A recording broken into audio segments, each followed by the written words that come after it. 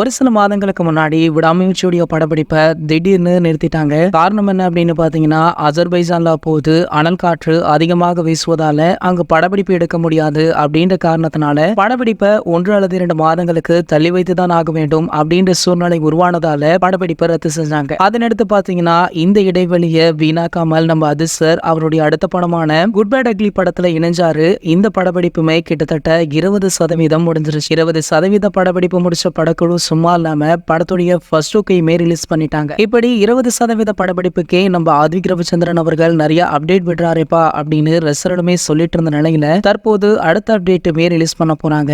அதாவது இந்த படத்துடைய செகண்ட் லுக் போஸ்டர் வழியாக போவதாக நம்ம அஜித் சாருடைய மேலாளரான நம்ம சுரேஷ் சந்திரா அவர்கள் அறிவிப்பு வெளியிட்டிருந்தார். அதுல இருந்தே பாத்தீங்கன்னா குட் பேட் அக்லி அப்படின்ற இந்த ஹேஷ்டாக் தான் சமூக வலைதளங்கள்ல டாப் ட்ரெண்டிங்கிலுமே இடம் பிடிச்சது. என்னதான் இன்னைக்கு பிரபாஸுடைய கல்கி படம் ரிலீஸ் ஆனாலுமே நம்ம அஜித் சார் தான் டாப் ட்ரெண்டிங். ஒரு பக்கம் குட் பேட் அக்லி, இன்னொரு பக்கம் அவருடைய கார்ஸ் வீடியோக்கள் அப்படின்னு சமூக வலைத்தளம் முழுக்கவே நம்ம அஜித் சார் ஆக்கிரமிச்சிட்டாரு அப்படின்னே சொல்லலாம். இதனால பாத்தீங்கன்னா இந்த படத்துல இருந்து செகண்ட் லுக் போஸ்டர் தான் வெளியாக போதா இல்ல ட்ரீசர் கிளிம்ஸ் வீடியோ அப்படின்னு வெளியாக போதா அப்படின்னு ரசிகர்கள் தற்போது வரைக்குமே ஒரு சில குழப்பத்துல தான் இருக்காங்க.